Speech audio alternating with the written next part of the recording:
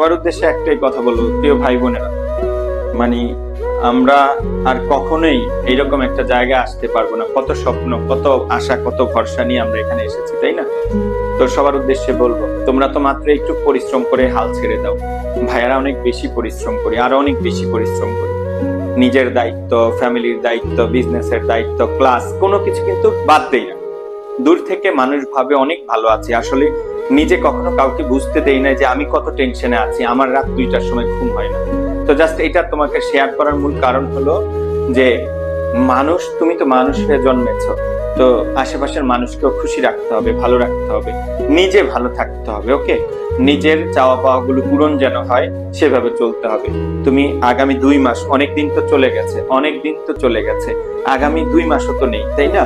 আর 1-1.5 মাস অনেক বেশি পরিশ্রম করো, একদম হার্ট এন্ড সোল ট্রাই করো, আমি পারবো, এইরকম একটা স্বপ্ন দেখো।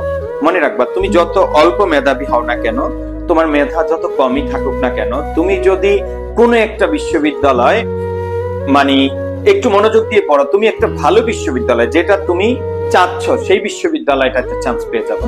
আমার কথা হচ্ছে ঢাকা বিশ্ববিদ্যালয় পাও না, জগন্নাথ জাহাঙ্গীরনগর পাও না, একটা পাবলিকে পড়ো। ওকে, জীবন অনেক কঠিন, জীবন অনেক করুণ, মানুষ কেউ তোমাকে পাত্তা দিবে না, মানুষ শুধু তোমার সফলতা দেখবে। মানুষকে তুমি যদি টাকা দিয়ে ভালোবাসো, মানুষ তোমাকে ভালোবাসবে। দিন শেষে যদি চরম তিক্ত সত্য কথা বলি, তুমি যদি টাকা ইনকাম না করতে পারো, কোনো লাইন না পাও, সেটা যেমন অবশ্যই হালাল পথে লাইন না পাও, মানুষ তোমাকে আর মূল্যায়ন করবে না। ওকে, তো তোমরা অনেক ভাই বোন আছে এখানে, দেখবা দিন শেষে মানি ফ্যাক্ট। সো টাকা কামানোর জন্য হলো, ফ্যামিলিকে নিয়ে ভালো থাকতে হলে টাকা লাগবে। তুমি কিছুই দিতে পারছো না, অন্ততপক্ষে টাকা দিয়ে হেল্প করতে পারছো, এনাফ, তাতেও তারা তোমাকে মনে রাখবে। তো এই জীবনে যদি পরিবারকে এইটুক সহায়তা না করতে পারি, তাহলে এই জীবনে আর কি হবে? আমাদের জন্য তারা অনেক করেছেন, আমাদের জন্য 18-20 বছরে তারা এমন কিছু নাই যে করে নাই। ওকে, তো শুধু বারবার তোমরা ভুলে যাও, তোমরা অতীতকে ভুলে যাও, বাবা মাকে ভুলে যাও, নিজের ভবিষ্যৎকে ভুলে যাও। এই ভুলে যাওয়ার কারণেই তোমরা কয়েকদিন পরে অনেক কষ্ট পাবে, দিনের পর দিন কান্নাকাটি করবা। তোমার বন্ধু যখন ভালো বিশ্ববিদ্যালয়ে পড়বে, এলাকায় আসবে খুব ভাবসাব নিয়ে, তখন তোমার হিংসা হবে। সো এই হিংসা না করে তুমি ঈর্ষা করো, ঈর্ষা পজিটিভ জিনিস, আমিও হতে চাই এরকম। তুমি এখন থেকে নতুন করে চেষ্টা করো, এখন থেকে নতুন করে চেষ্টা করো যে আমি পারবো, আমাকে পারতে হবে। এই জন্য পারতে হবে কারণ আমাকে ভালো খাওয়ার জন্য পারতে হবে, আমাকে ভালো জিনিস পরিধান করার জন্য আমাকে একটা লাইনে উঠতে হবে, আমাকে ভালো ক্যারিয়ারে যাওয়ার জন্য আমার ব্যাকআপ মানে পায়ের নিচের মাটি শক্ত করতে হবে।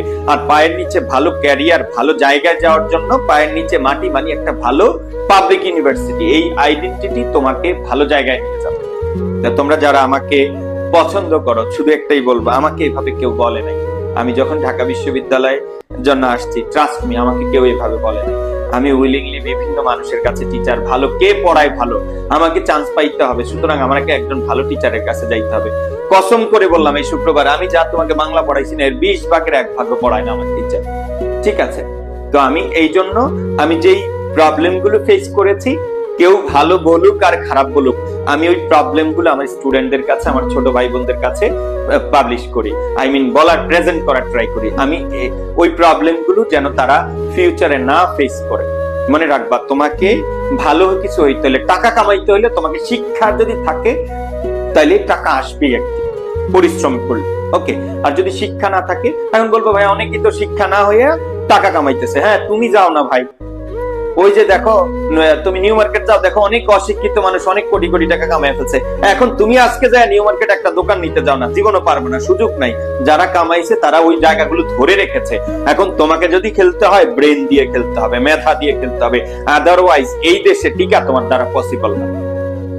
তুমি চাইলে একটা বিজনেস দাঁড় করায় ফেলতে পারবা না ওই আগের মতো বোকা মানুষের মতো। যে বেটা শিখ লিখতে পারে না, তারও 5টা দোকান আছে, বসুন্ধরা গিয়ে দেখবা। যে বেটা পড়াশোনা পারে না, সে এখন সাদা পাঞ্জাবি, সাদা পাজামা পরে চলাফেরা করে, বিকজ এগুলো আগে সম্ভব ছিল। আর এই মুহূর্তে তোমাকে খেলতে হলে মেধা দিয়ে খেলতে হবে, ব্রেন দিয়ে খেলতে হবে, সাহস নিয়ে খেলতে হবে। যদি তোমার মধ্যে শিক্ষা না থাকে, রিস্ক নেওয়ার ক্যাপাবিলিটি, রিস্ক নেওয়ার সাহস তোমার থাকবে। প্রিয় ভাই বোন, আবার পড়ো, আবার করে নতুন করে ট্রাই করো, এটাই তোমার জীবন। তুমি যদি শিক্ষিত হও তোমার পরবর্তী প্রজন্ম ভালো থাকবে, আর তুমি যদি অশিক্ষিত রয়ে যাও তোমার পরবর্তী প্রজন্মের অবস্থা আরো খারাপ হবে।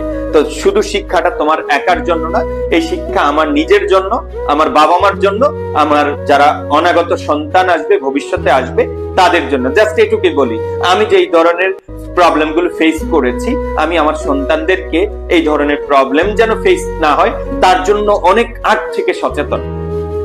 সো তুমি আমার ভাই, তুমি আমার বোন, আফটার 5 ইয়ার্স 4 ইয়ার্স তোমরা পরবর্তী প্রজন্ম যখন আসবে তখন থেকে অনেক বিপদে পড়ে যাবে, তাদের জন্য হলো তুমি একটা ভালো জায়গায় যাও, তারা যেন কোনো কিছুর অভাবে না থাকে, তারা যেন খারাপ না থাকে।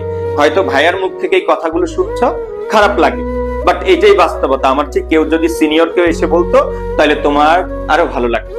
তো সবাই ভালো থাকবা, নতুন করে শুরু করো, সবার স্বপ্ন পূরণ হোক। ভাইয়ের কথা মনে রাখো, আমরা আস্তে আস্তে শেষ পর্যায়ে চলে এসেছি। যারা আইসিইউ ব্যাচ 1 আমি চেষ্টা করেছি তোমাদেরকে দেওয়ার জন্য, ইনশাআল্লাহ।